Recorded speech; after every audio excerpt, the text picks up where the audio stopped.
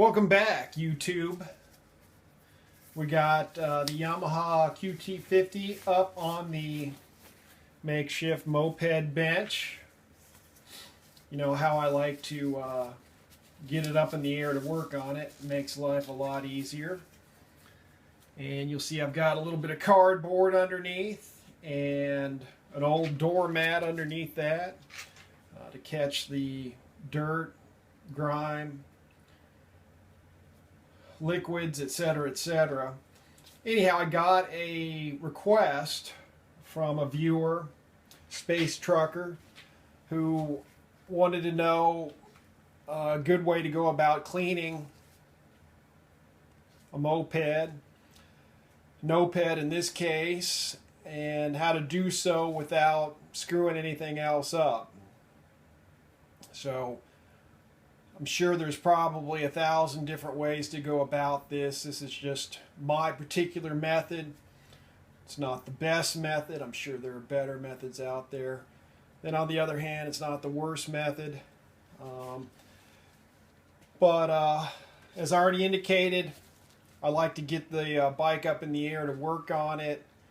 It's a lot easier to deal with. I don't like sitting on the ground. I don't like bending down on my knees.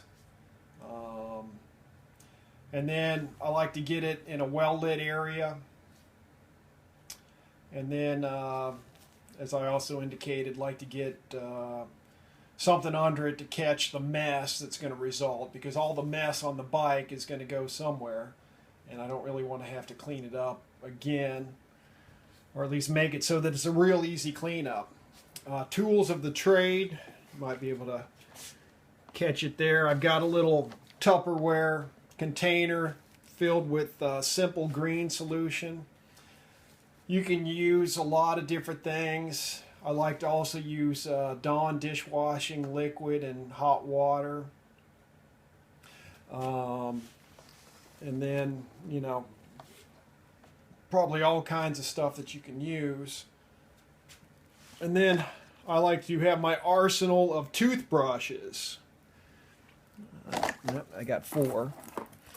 And the reason I have several, I just kind of save my old toothbrushes over time. I should get some paper towels out here too, or rags. But if you're dealing with especially oily gunk, dirt, oil and dirt kind of mix together and make this sludge, and it'll like clog up the bristles on your toothbrush. And so I'll have like 4 of them, and you know, when one gets clogged up, I'll just throw it back into the solution and pick another one. And the simple green is really good at breaking it up, and if you just let it soak for a little while and then kind of rub the toothbrush around inside, you can break all that grime free and use it again. And of course I like to wear the gloves. Call me crazy, call me nutty. Really, let me see where my frame ends here. You know, your biggest problem area on almost all these bikes is going to be underneath the engine, and where the fender ends, it's going to kick up a bunch of gunk here. And so I just like to take a toothbrush and just kind of work the dirt loose. I mean, if you're interested in cleaning under the engine, you know, a lot of people probably don't even care, but that's not helping me. Just kind of get in there and scrub it free, and don't really have to worry about screwing up anything under the engine, especially with this method. You know, I think probably what inspired the question is maybe a temptation to use a power washer. I bought my white Townie, and I showed up early. It was a Craigslist ad in the small town in Ohio, Urbana, Ohio, out in the country. And I got there early, and I'm glad I did, because the guy had pulled it out, and he had his power washer all set up to go, and he was going to power wash the thing off. I mean, I guess you can do it. It's kind of like power washing your car's engine. You can do it, but if you don't know what you're doing and you screw up or hit something you shouldn't, you can cause a lot of problems. I had a guy who he details cars for a living, and you know, he even screwed one up, and the customer complained her car wouldn't start or it wouldn't run right after he detailed the engine, and he had taken the power washer to it, and he probably screwed up. He probably got a phone call in the middle of it and tried to, you know, take the phone call and keep cleaning off the engine, and just wasn't paying attention and hit something that he shouldn't have.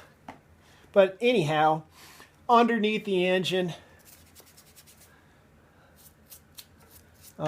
is probably the dirtiest part, and with a toothbrush and this cleaner, you don't really have to worry about screwing much up. It's kind of hard to do. Now, and then, you know, you can take another container of clean water and, you know, get another toothbrush or clean off this toothbrush and kind of go over it again with, you know, to kind of rinse it off by just kind of brushing clean water on here. But I've already cleaned this, and it's really pretty clean. And I'll mention it. I've mentioned it, I think, several times before. At least I've tried to. You know, a lot of people take off the rear fender or the front fender, or maybe just the mud flap on the front fender. And I tell you, that's just, even if you're strictly riding on the road, it's still a recipe for disaster in terms of either flinging like rocks up, or of course grime, dirt, whatever else. So I'm kind of an advocate of keeping the rear fender on, or both fenders, and the mud flap on at all times, just because I've bought several Mopeds where, you know, somebody had lost the rear fender or taken it off or whatever and rode it around in the mud without it, and it's just a huge mess. And then if you have like the oil tank leaking or somewhere leaking oil or whatever, that oil and dirt, it just forms a real nasty mess and is no fun for cleaning up later. Let me find a rag here. Try to, or just wipe my hands on this. But let's see here. Let's swing on up here. You know, another area that's usually a mess is underneath the carburetor, and ideally, I would take the carburetor off to really get at this area, but you know, since I've already cleaned it real well, and you can kind of get almost all of it with a toothbrush. Just kind of get in here underneath the carburetor, and I've already done this magneto cover. And you can kind of, a lot of times the seal, I guess there's a seal under here separating the cover from the engine. You know, it's not going to be sealed up great, but you know, with a toothbrush, this method, yeah, you might have a little bit of leakage in there. You can always take it out and dry it off. But a power washer is just going to, you know, power spray water and stuff underneath there and cause you problems. And then I really wouldn't get a power washer near the carburetor or the air filter. You don't want to get this wet. I always, you know, clean the carburetor separately. You know, not too much harm I don't think you can cause by scrubbing on the intake here. And then, you know, this is all fair game over here. And then the oil pump cover back here is always a mess. And because I'm dealing with such a low amount of liquid and using a toothbrush, it's kind of hard to mess this up. And I'm not even going to bother, rinsing it off. I'll take a rag or a paper towel and wipe it down later. Let's move on over.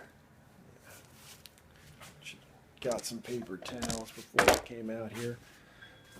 Oh yeah, we're getting a phone call. Calling me now. I'm busy.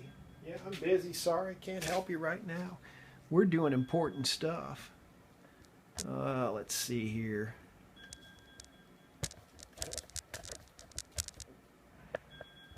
So the engine itself, to really get at it, I would take these covers off and probably the foot peg assembly off. Most of the time you're going to have a lot of gunk.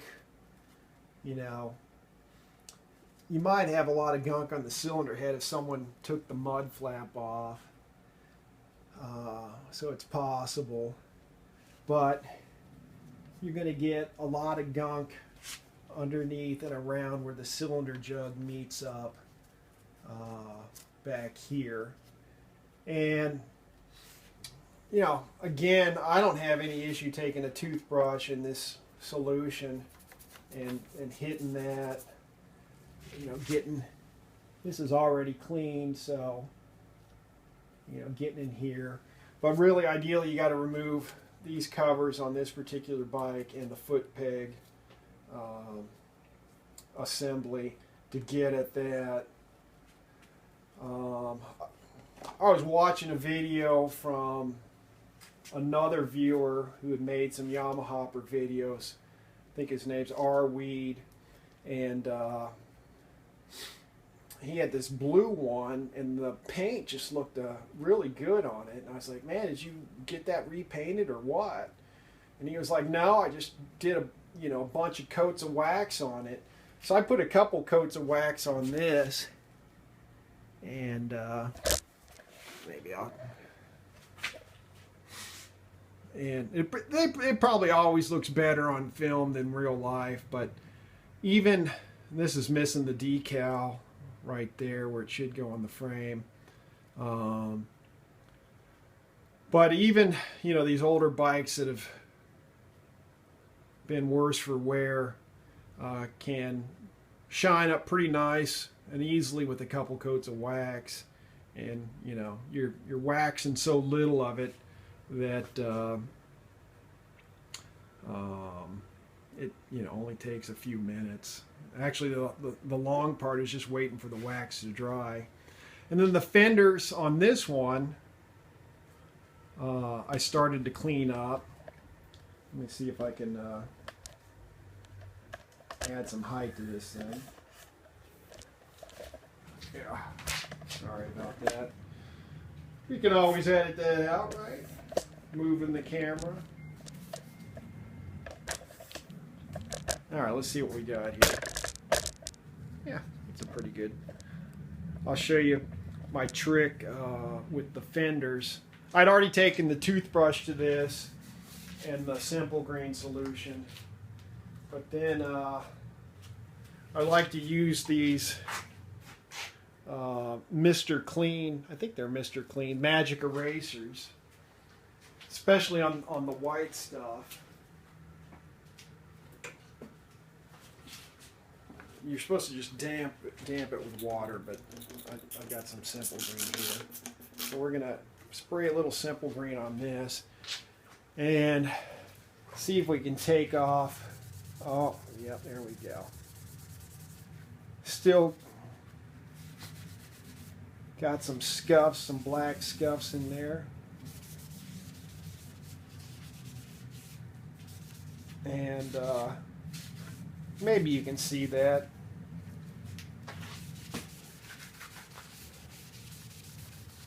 It'll take a lot of the black scuffs out of the fender, although I've run into some up here that Oh, there they go.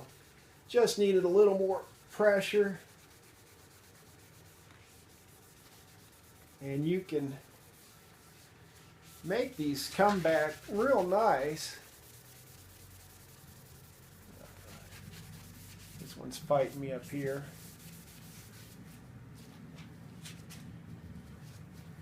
Let's get a little more of this stuff.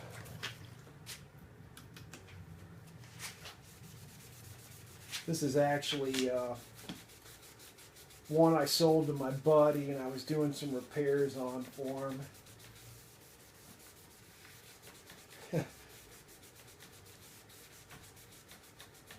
I've talked about him in other videos.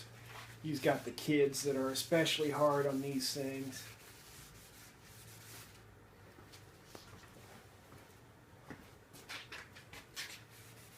But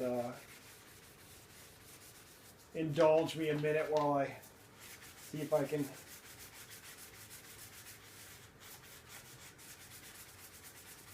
take the rest of these scuffs out of this thing. But yeah, I mean,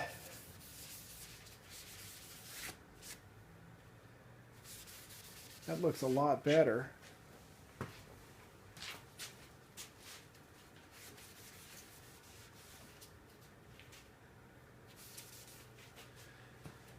And, you know, do the same thing to the front fender.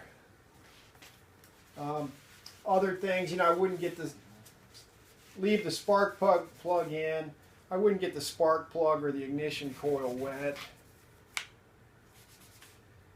You can also use this on your cables, this magic eraser. Or just a paper towel or a rag on the cables.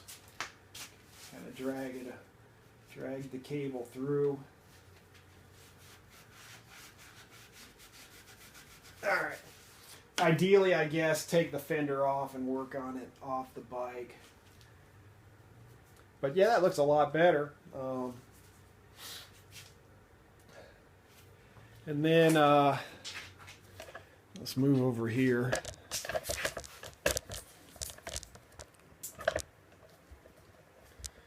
See if I've got any handy. I like to use on the rims some 00 steel wool. I've got some handy.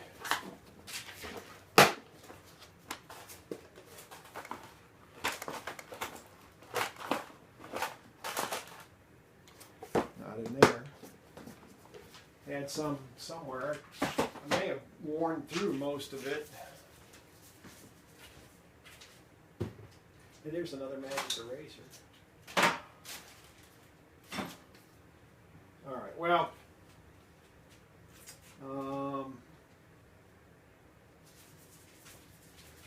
let me take another look over here. Yeah, here we go. Here I had some somewhere. So this is a pretty abused piece of steel wool, but if you've got like a little bit of rust on your rims, you can kind of just, or even if you don't, you can kind of just take that steel wool, and as long as the rust isn't too deep or too thick, steel wool will take a lot of that off. And then, you know, if you're really industrious, you can clean up the spokes, although there must be a better method of dealing with the bottom half of the spokes. And what did I read? Some people take a special polish, a metal polish to the spokes, and probably a toothbrush or something. I'll just do the bottom half for now. But I think the spokes are a different metal than the rim. I could be wrong. But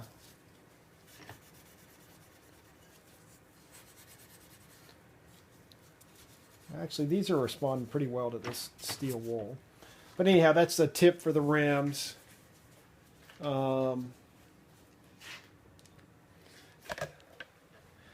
Then, you know, on this side, let's see here.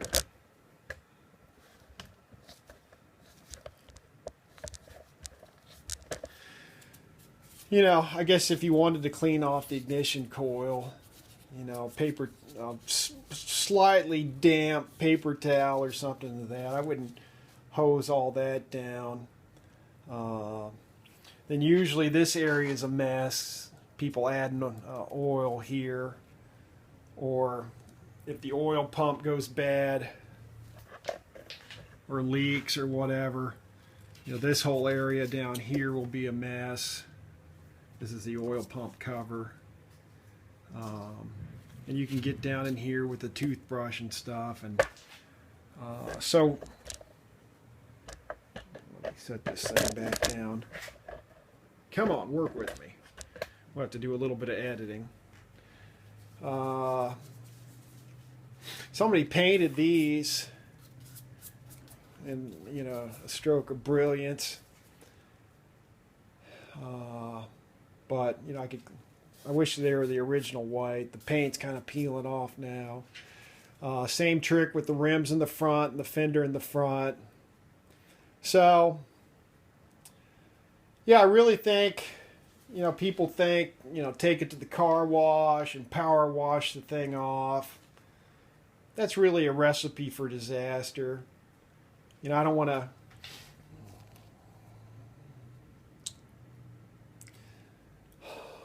If, say, your cylinder head's a little loose, you don't want to be forcing water in there. Or maybe if the cylinder head was loose, the jug might be a little loose. You don't want to force water in there.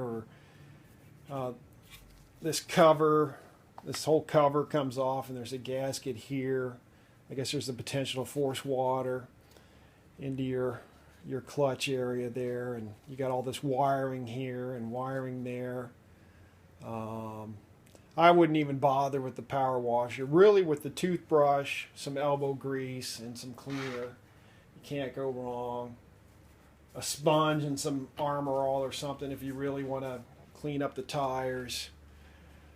Makes that easy. And then, you know, a couple coats of wax.